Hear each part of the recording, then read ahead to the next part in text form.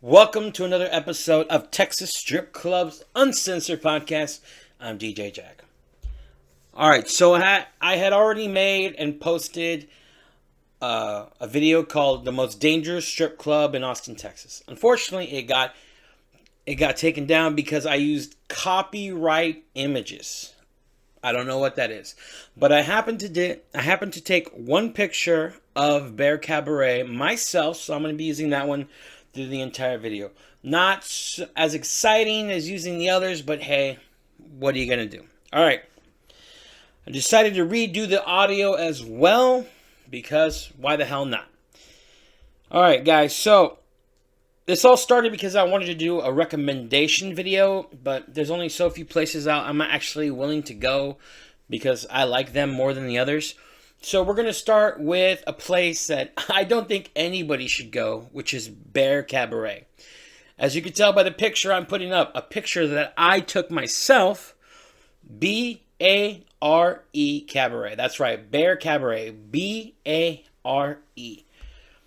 All right, now I took this picture of Bare Cabaret, but you got to get a little bit of the history of this place beforehand.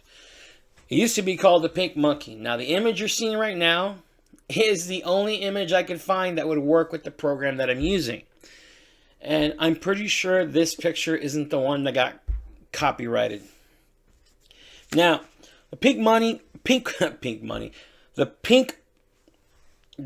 Monkey Strip Club was the dirtiest, most dangerous strip club in the city of Austin. It got so bad that the city said, you know what? No more. Shut it down. You cannot operate any longer.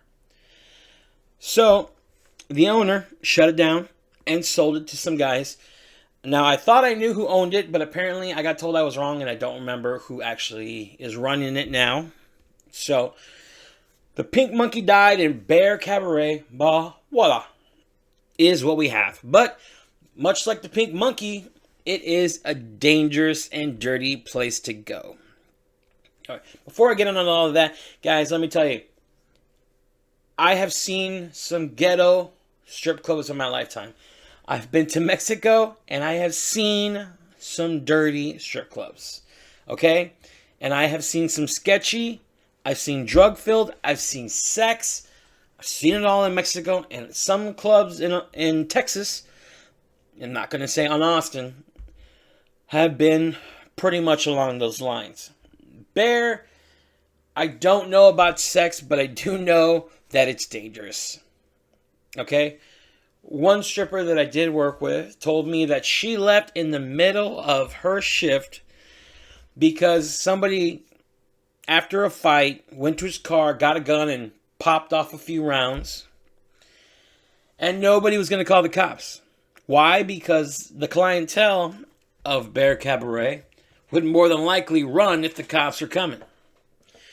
Now, I'm not saying they're all criminals, okay? I'm not saying they're all criminals. I'm not saying they're all drug dealers. I'm not saying they're all dangerous people. But my first video was copyrighted was taken down because of copyright images. At least that's what YouTube told me. So, while I'm saying that not all of their clientele are dangerous people, all I know is that we're going to get to that. Well, first we're going to start off with some guy who drove into the parking lot and took a bullet to the head. That's right. A gentleman who was pulling into the parking lot, not the intended target, took a bullet meant for somebody else. Somebody pulled out a gun, opened fire, and the man driving a car into the parking lot got hit. You don't have to believe me. You can check it out for yourself. There's been several stabbings, a lot of fights happening in this club. I've been told this by strippers, I've been told this by other ex-employees, and I've been told by customers unlucky enough to go there. Because when some guys see fully nude, they get excited.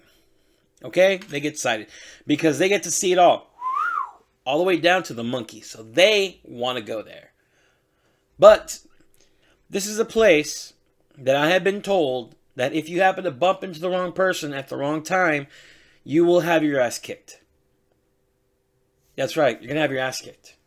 There's been people popping off rounds in the parking lot. There's been fights. And where are the police? Well, the problem is, guys, Austin's current mayor had put a freeze on the cops. So there's a shortage of cops. And the clientele aren't really going to be the type to call the cops. You might be asking yourself why. Well, let me tell you. When this club was the idea of this club was thought of, they were thinking about doing exactly what the Pink Monkey did. And I only went there twice. Once to work, because a friend of mine asked me to come in and be a DJ. But my first time ever seeing this place, I was going to walk in. This was at night. And next thing I know, security kicks the door open and they throw this guy. And by throwing, I don't mean like pushing out the door. They were carrying this guy and threw him. So neither his hands nor his feet were touching the ground as he flew through the air and slammed face first into the concrete. He got up and said, "I'm going to come back and kill all you motherfuckers." Well, it didn't really seem like the place for me to actually want to work. And as I was leaving, some guy tried to sell me cocaine in the parking lot. Now, I did say I had been there once before. A friend of mine asked me to go with him to get his girlfriend who was really fucked up and working there. We got in, we got her, and before we even came out of the building, somebody offered to sell us cocaine. It was not the best place to be, okay? That was the Pink Monkey. And let me tell you, they operated but mostly by selling everything that they had to drug dealers. They were selling VIPs. They were selling admission. They were selling setups, which is basically ice and mixers. And you might be saying, why do they need setups? Because in fully new places, it's BYOB. Bring your own booze. So if you're the type of guy that didn't know that, you might show up, pay $50 at the door. Yes, you heard me right. $50 at the door. And then you find out they don't have a bar that sells you booze. You might not want to drive all the way home just to grab a bottle, or you might not have a bottle available at your house. So you got to go to a convenience store. If it's before 12 o'clock, you might have to buy beer when you're not a beer drinker. You might buy those little boxes of wine they sell, but you're not a wine drinker. You might be drinking something that you actually did not want because you like vodka and gin or whiskey or whatever. It's BYOB. So some guys get really, really enthralled in this and they want to go there. They want to check it out. But this place, from what I've been told, is frequented by guys who have been banned from other clubs for either violence or drug dealing or violence. I can think of a couple of guys I know go there because they've been kicked out of other places. They can't go anywhere else. I'm not going to name names because these are the type of people that will come back and try to find me. So guys, I'm not mentioning names, but some of the clientele have been kicked out of other strip clubs and they got nowhere to go. So they built this place, just like the Pink Monkey, to take money from people that can't go anywhere else. Those type of people are the type of people that will kick your ass if you happen to accidentally step on your shoe. Now, right now, I said there's not enough police officers to deal with this issue, but you know what? Cops are dealing with what they can. If called, they will show up at the club and they will deal with it, but nobody's calling. The guys that are running the place will not call the cops on their clientele. Again, these guys have been banned from other clubs. This is the only place they can go and spend their money. Make it rain on the dancers. Dancers who, if you listen to one of my other videos, I said, sex scams, have been performing sex scams on customers, which is basically stealing their money. Check out one of my other videos. And nobody seems to care. I've been told by dancers that managers will get really aggressive with dancers if they don't have their money. Management will tell dancers if they see something, don't say shit, don't call the cops, don't do nothing. Just leave it the fuck alone. It's not your concern. Even if you see a problem that you know has to be dealt with. Like, call the police. Management is saying, don't you fucking do it. You're fired if you do. Well, what can you do in that situation? You're there to work. You're there to make money. And you're going to take the abuse. And you might be thinking, why do you have to take the abuse? Well, you do if you want to make money. Some of these drug dealers will, some of their clientele will throw lots of money on women. And they will beat your ass if you accidentally insult them. Now, the type of women who will pull sex scams on guys are not afraid to steal. They're not afraid to steal. That's what a sex scam is. They're stealing from customers. And these are the type of women who will rob you in the club. If they're going to rob you outside the club, they're going to rob you inside the club. And nobody cares. If you get your ass kicked in the parking lot, they're not going to say anything. They're not going to call the police. They're not going to do a damn thing. Why should they? It's not their problem. Their problem is to cater to people that have money who have been a problem for other people. So you, as somebody that they don't know and not a friend of the club, you're going to have to deal with all that bullshit on your own.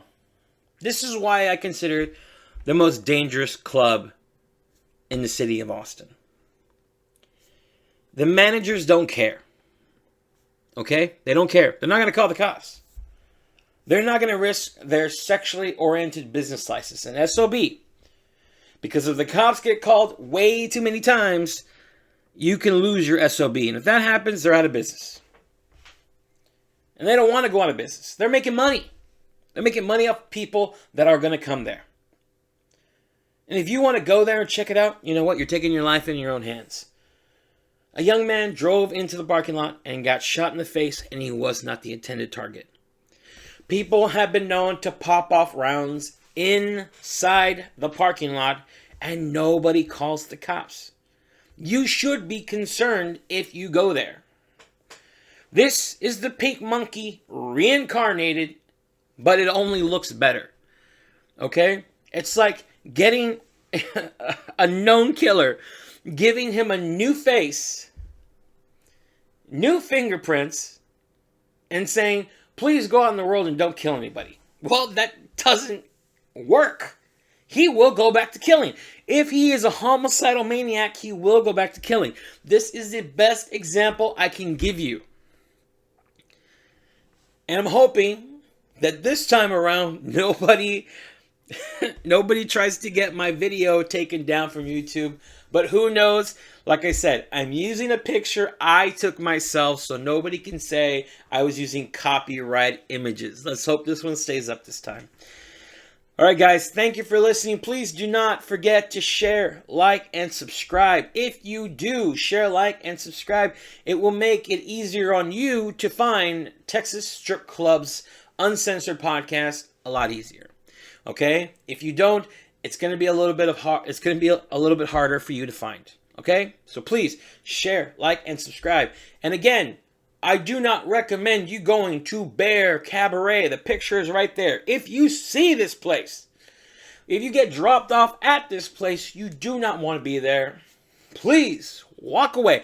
Go down to the nearest convenience store. I think there's one about 100 yards away. There's even a porno shop sharing their parking lot. So walk over there and call for Uber or Lyft or even a donkey if necessary. Please just don't get caught there. You are putting your life in your own hands. I'm making a video about this. And some of you might be thinking he's trying to do it to make his own club look better. No, I am not.